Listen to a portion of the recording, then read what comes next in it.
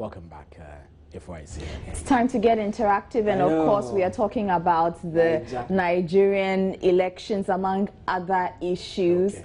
You know, Muhammadu Buhari has been pegged winner or president-elect of the just announced results, the Nigerian elections.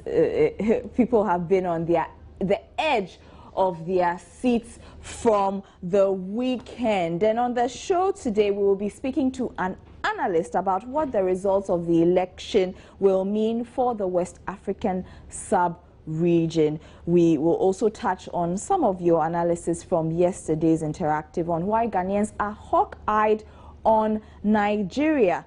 Does pressure group Occupy Ghana have credibility issues since key member George Andah decided to forge a political career? Alfred Agbeshi Woyome to return your 51 million Ghana cedis by the end of the year. And Muslim girl asked to take off her hijab before she's allowed to ride the wasi. All these issues coming up on this edition of Joy News Interactive. My name is Ifwa Akwa Harrison. I'll be right back.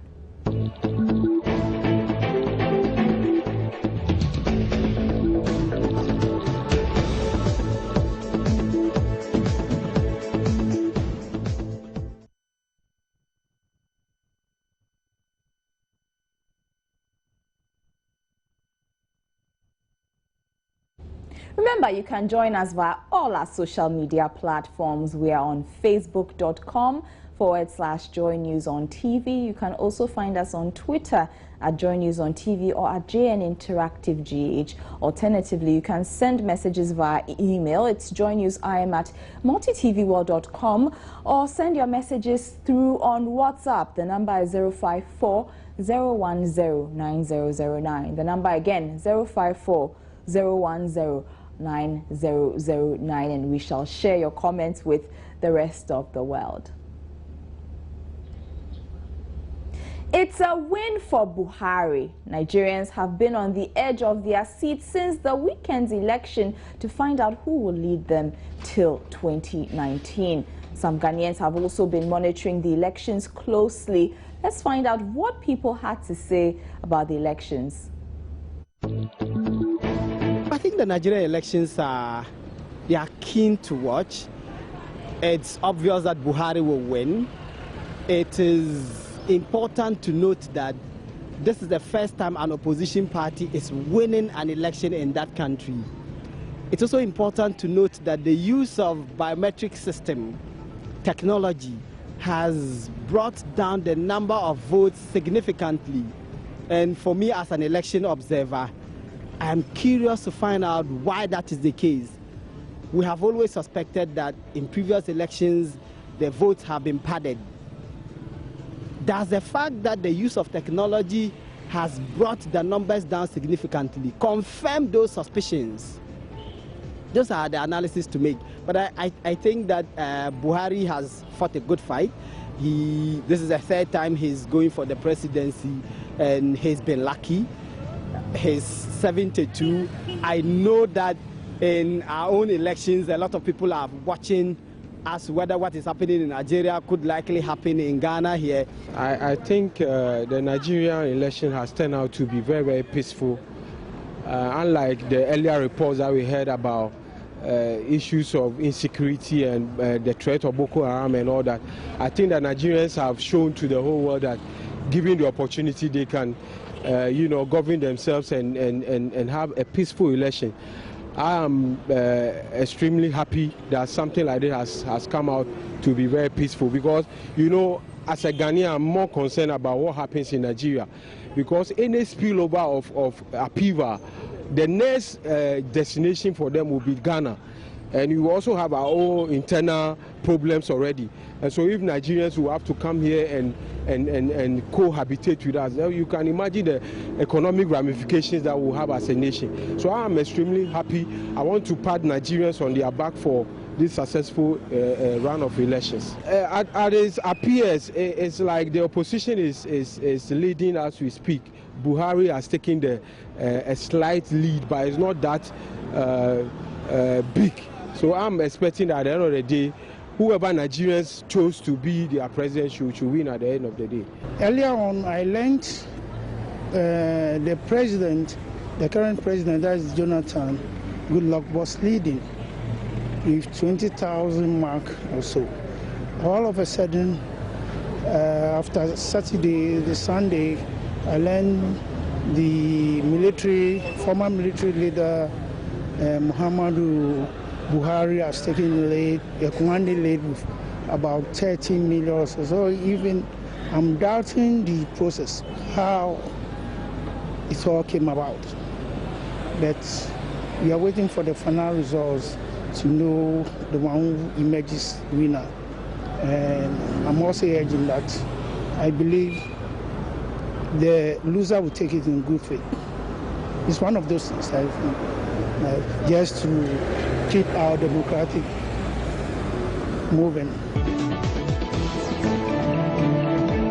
I was a member of the PDP, Goodluck Jonathan's party, and he was causing a bit of commotion when they were announcing the results, and you could hear some thumping noises. I think they didn't want people to really hear what he was saying. So that's how it went. But we want to know why such an interest in the Nigerian elections for Ghanaians. On yesterday's show, you gave us your sentiments. Today, my colleague Eric Curtis Howard met with political analyst with the University of Ghana, Professor Kojo Gavwa. Let's have a look. Should the PDP lose if the results are finally announced? I would say that, first of all, the Nigerian economy, the living conditions of Nigerians will be one major factor, meaning that the ruling regime has not been able to address the economic variables that influence the living conditions of Nigerians. That would be one. Two, Nigerians have not felt secured under the current regime of the PDP. That could be another factor. The third factor could be simply that Nigerians have become tired of PDP since they've been in power from 1999. The political context in Ghana, though similar, is relatively different from that in Nigeria. We Ghanaians have to think about whether or not we have any credible opposition to the current leadership. If we have credible opposition that has a good plan to take our nation forward and they decide to change, that is what Ghanaians will decide to do. But if at the end of it, Ghanaians realize that, well, what we have, it's good enough, we need stability, so let's encourage those who are in power to continue. That will be for Ghanaians to decide. But we can't place it on what is happening somewhere. Otherwise, it will be like what fella Anikulapo Pokoti said, that follow, because it happened in Nigeria that way, it should happen in Ghana the same way. Because it happened in the US, we must also follow that. If we do it that way, then we are not being ourselves as a people. For once, let's be ourselves as Ghanaians and think deeply. Think about our conditions of life. Are we better off under the current regime? Is the current regime leading us to prosperity? Do we have a credible alternative that would replace this government to lead us into a better future? What about the development actions that we have? Which alternatives do we have? Those are the things we should influence the next election in Ghana, rather than to say that because there's been a change or there may be a change in Nigeria, that would foment change in Ghana as well. There are no universal laws to that effect. But you see, when Nigeria... Professor Kojo Gavwa on why the Nigerian elections seem so close to home. And trending on WhatsApp, it seems comparisons people are making between the two front runners in that election and the two front runners we're anticipating for the 2016 elections here in Ghana. Anyway, we wish our Nigerian brothers all the best in their new chapter. Now, pressure group Occupy Ghana has been making the trends, specifically lead member George Andah, who has been purported to have brought the group under political scrutiny after announcing his bid to contest for the Wutu Senya West parliamentary seat on the MPP ticket. Andah subsequently announced that he is leaving the group to concentrate on his political ambitions. Of course, the group has been tagged as being set up to further the NPP's agenda. We've been asking you on Facebook whether George Andah making this move has any credibility issues for the group Occupy Ghana. We of course shared the story, which is on myjoyonline.com, and Ronald Yeboah says they have not even 1% of credibility since from the first day they formed this group. Some of us knew they belonged, but they denied it. But they have just proven this to all Ghanaians to see, as one of their leading members has shown us where they belong. They better change their name to Occupy MPP. So that's the opinion of Ronald Yeboah.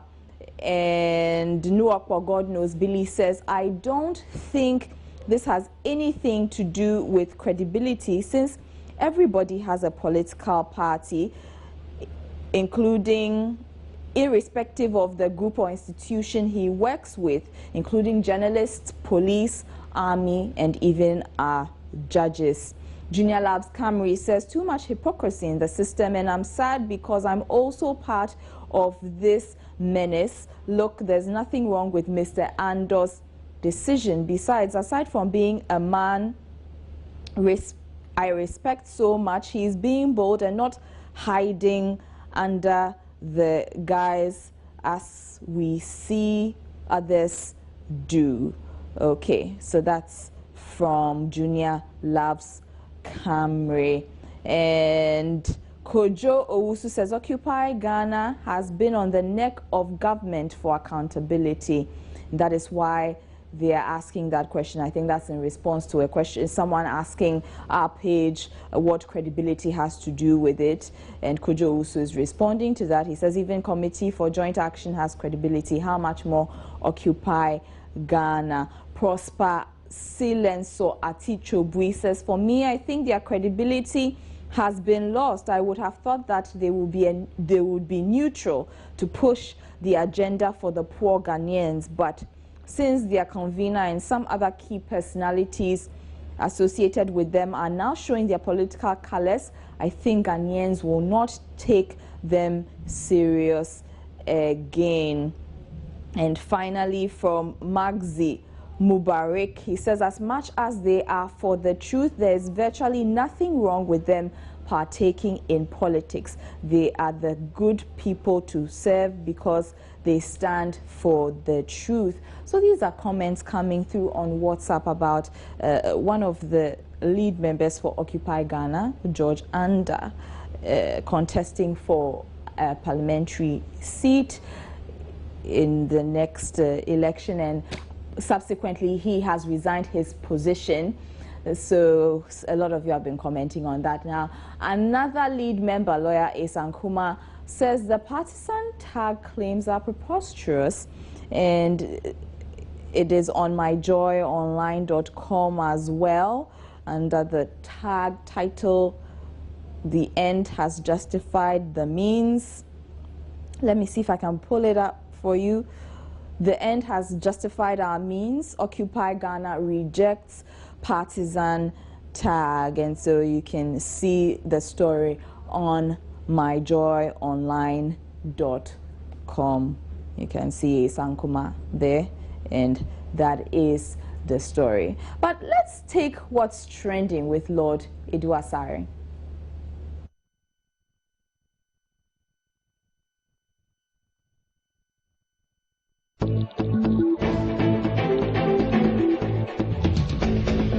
And so it's another terrific Tuesday.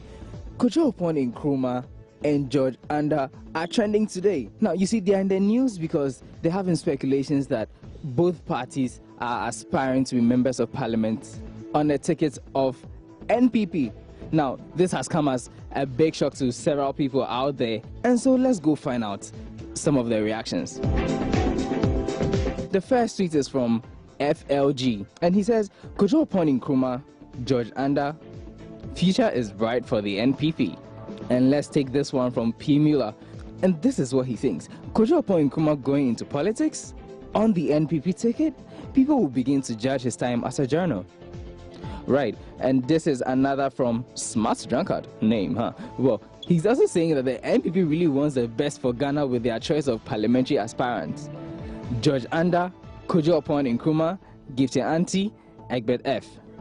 Okay, well, Gifty Auntie responded earlier that she's actually not interested. And this is from Ashanti Immigrant. I've listened to two NDC communicators call George Andah and Kojo Upon Nkrumah hypocrites and pretentious. They look worried, and I don't know why. I don't get the fuss about George Andah's decision. If the NPP thinks he qualifies, then the people in Ewutu should decide. Rightly so. And this is a tweet from Ama Ajiman Asante. So this is Cooks Soraya. Y'all sat down and let a sports minister buy a football team and tell you there was no conflict. George Andah runs for MP, then Wahala? Come on. Okay, right. And this is the final tweet I'm going to read. It's this from Kofi. George Andah versus Hannah Tete in 2016. A bad day. Right. A bad day indeed. So those are some of the tweets. I'm just going to hold my peace. I'm not going to say anything about it. But over to you in studio. This has more trending. My name is Lord Harris Idasari.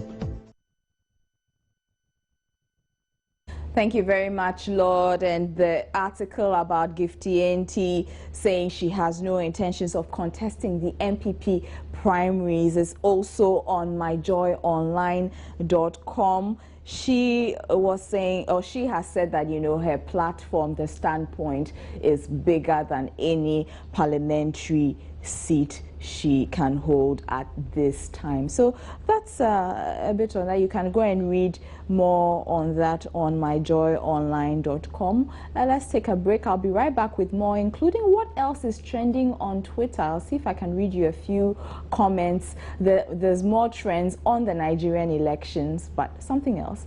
I'll let you know after the break.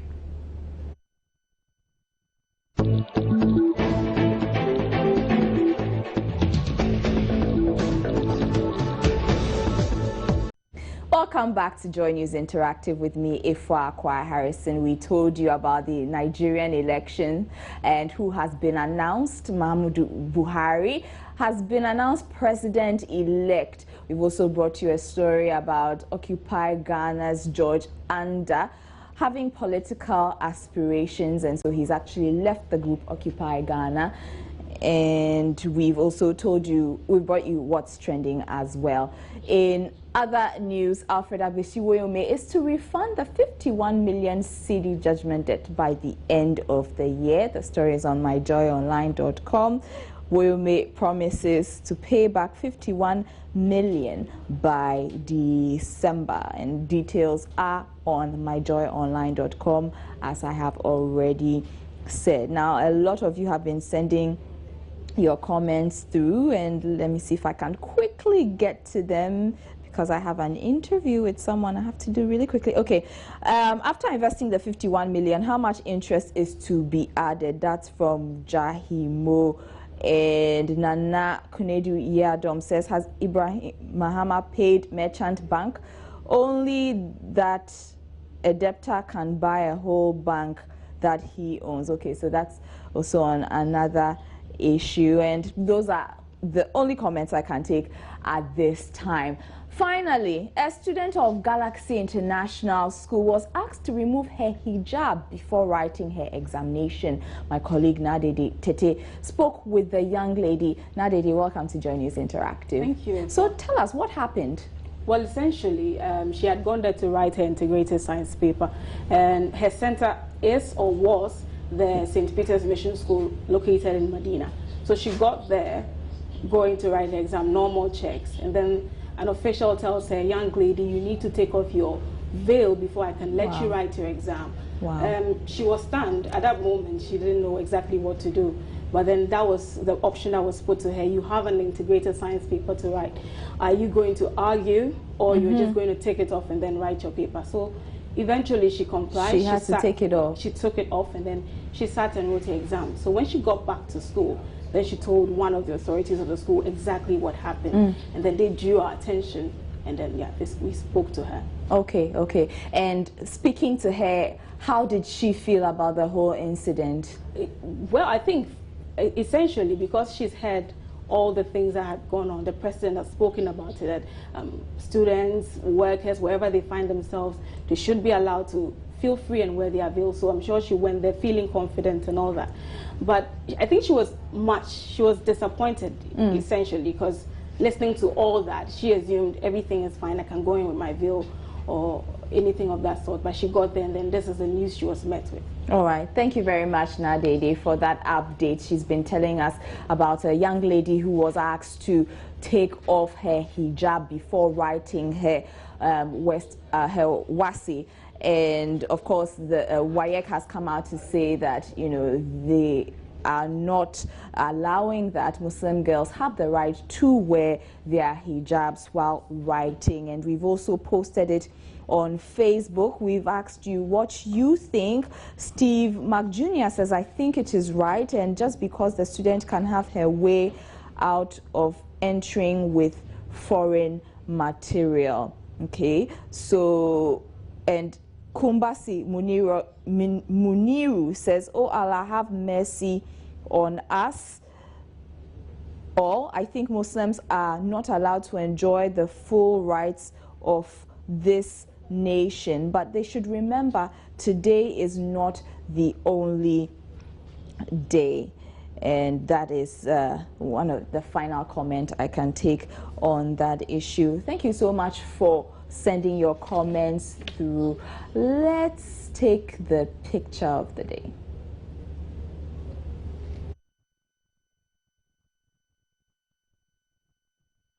It's the hashtag Baba now that you are there, and that is currently what is trending on Twitter right now. Hashtag Baba now that you are there. A lot of people adding funny comments to it. So, Steve. I don't know what to say, but this is a long hashtag in some way. I'm having, okay. Baba, now that you are there. Yes, let me read a few of the comments. Someone is saying, Baba, now that you are there, hope Aisha opens a shop to continue frying that akara from where she stopped. Yeah. That's entrepreneurship, actually. You know, so it means someone that people says, hashtag Baba, now that you are the lead, love this one. Don't use 1 billion naira to eat. No be food we say make you go chop. It be jobs you for create and you for kill Boko Haram for us. That's the hashtag Baba now that you are there. Currently trending on social media, and that's how we wrap up on Joy News Interactive. And on we wish our Nigerian brothers and sisters a very happy transition period. We do know that transition periods can be very nervous. Yes, exactly. Ghana has gone through Big Brothers. We're showing you how to do it. And we're going to go through maybe. Oh yeah, we'll have another election. We know how to do the election thing big time. We'll go to Supreme Court and everything. Right, my name is Stephen. My name is Efo Akwa Harrison. Have a good evening. Bye-bye. Bye.